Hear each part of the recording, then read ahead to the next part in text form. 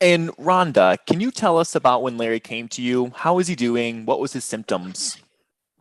So when he came to me, it was actually about, honestly, a month after his ER visit. Prior to seeing me, he was in ER.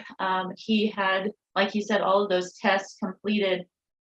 He had followed up with a pulmonologist who unfortunately didn't, for whatever reason, there was an initiation of treatment. And then so when he presented to me, he was significantly short of breath. Obviously, Kippi was very concerned with how he presented. But the shortness of breath was the key factor there. He was requiring significant amounts of oxygen, which prior he wasn't on oxygen. So I believe, and Kippi, tell me if I'm wrong, but I think he went up to even 10 liters of oxygen at one point. It was 8 to 10 with I don't know if the activity. hospital, I mean, it's been 5. It seems to me the highest has been 5. Oh, 5, sorry. Yeah. And right now we're at 4.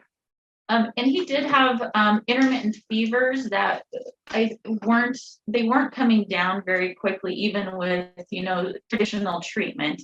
And then when he did present to me, he had these lesions on his skin. They were very hard, they were red. And at that point, when I saw him, they were not painful, but he had them all over his legs. And he had a very large one on his hand that was just very apparent.